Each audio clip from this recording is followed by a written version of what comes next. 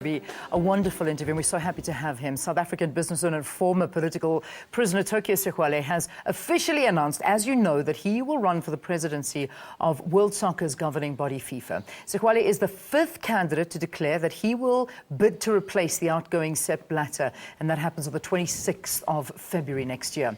The former premier recently received the support of German football legend and sports administrator Franz Beckenbauer, who endorsed his bid in the presidential race. So the other candidates aiming to oppose Sexwale in next year's election include UEFA General Secretary Gianni Infantino, Asian Football Confederation President Sheikh Salman bin Ebrahim Khalifa of Bahrain, former Trinidad and Tobago midfielder David Nakhid, and former Fifa Deputy General Secretary Jerome Champagne.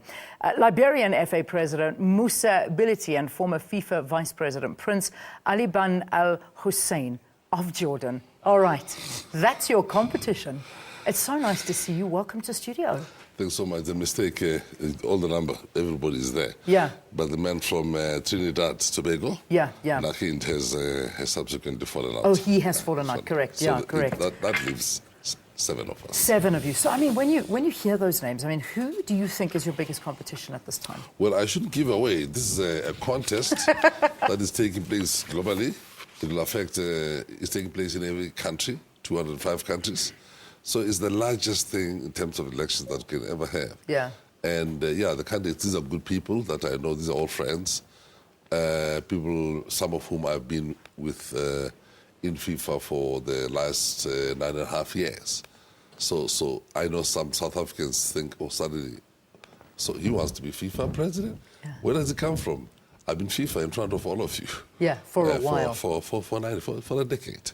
So this time around, it's not me who just announces myself again, but people approach you. I wouldn't have done it really had I not thought that there is a possibility. So some people approach, confederations, associations, individuals, people in business, sponsors, and other people in civil society.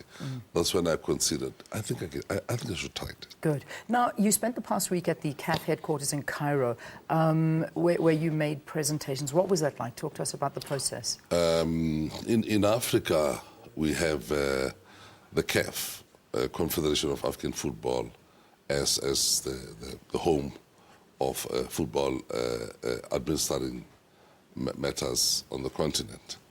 And it is led by Issa Hayatou. I thought it wise, after my nomination was completed, that before I start hitting the road, as I'm leaving for New York tonight and I'll be in all parts of the world, before you do that, start at home and just knock at the door, let the Africans know that, hey, this is it, so that when you are out there, you have support. So I was invited by the CAF president, who's also acting president of FIFA, Mr. Hayatou, to come and make a presentation.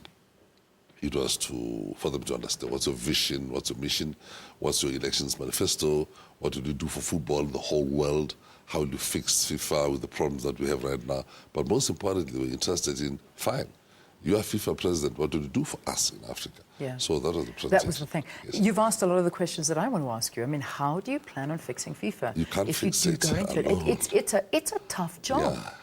Well, it's a tough job. FIFA is the largest organization in the world. It's bigger than the United Nations. It's got more membership than that. It's played by millions of people. It's watched by billions of people. And it's played every day. It's a 25-hour-a-day sport. As we see, they're playing somewhere. In Japan, as they're about to sleep, they've been playing soccer. We've been playing soccer tonight, and as they wake up in America and so on. So you can't just fix it alone. It will need a very strong executive, a strong executive president, a strong executive where it's not just one Kaiser, one ruler, one person who's in charge, but you must feel that there is a very strong executive. But most importantly, Federation International Football Association must be seen to be an association of the federations, because the FAs, like South African Football Association, American Football Association, all associations must feel that they're in control of FIFA. There's a discrepancy where people feel we elect a president, but we end up, you have come back for 4 years, elect another president. So they must feel that they're in control. But most importantly, you must bring very strong management and control systems, management insofar as transparency in decision-making processes, but most importantly, in financial management and control. Yeah. I mean, there are critics out there. Of course there are critics who are saying, plenty. You've got no knowledge of football. Let's address that. Ooh, what a shock. What a shock. How can you say that when somebody's been running the World Cup for 4 years? Okay, let me just say the World Cup in front of all of you. For 4 years. The World Cup is not a 30-day affair. When Germany finished the World Cup in 2006, we started here in South Africa together. Leanne, have you forgotten? I very much to organize remember. for the World Cup from 2006 to 2010. You are in charge of that thing. I'm one of the members. I'm on the board. I'm chairman of the finance of the remuneration committee. That's just the World Cup. But besides that, I've run football in prison as general secretary for 13 years. I played football since I was a child. I've sponsored in front of all of you the Mvela League. That's me. But then I've been with FIFA for 9 years. How can you... And I said to somebody who was asking this question in Europe, well, would you recognize as a referee in the second division somewhere in Venezuela or a player in the fourth division in China as being in football, but somebody who has run FIFA, who's been in FIFA for 9 years, somebody who's run the World Cup, somebody who's been in football all his life. I'm born in football. My father has been in football. I come from a football family. I know the critics start now. But when you run a successful world-class World Cup, the critics were not there to say, oh, they've done a great job. So I am football. I am of football. I've played it, and I understand. And you've worked behind the scenes as well. I just want to get back to a point that you made, that which is a bit worrying, that you can't fix FIFA because of what it's been through. And that was the first comment you made. So what are you going to do? Would you reinvent FIFA? Would you go into that position and completely change the game and FIFA as we know it? I said you can't fix FIFA alone. Okay. FIFA, the brand is heavily damaged, severely,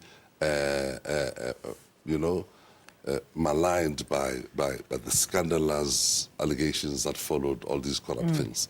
Yes, it's fixable. Football is not broken. Football is being played every day. Your Neymars, your Drogbas, it's there, it's everything. The pitches. Small children are in football. They are playing football at high schools every day. Football is being played. Yesterday I was watching my team, Liverpool, just wiping Chelsea. I'm sorry out there. I'm sorry whoever is listening. So it's played every day. What went wrong is at FIFA.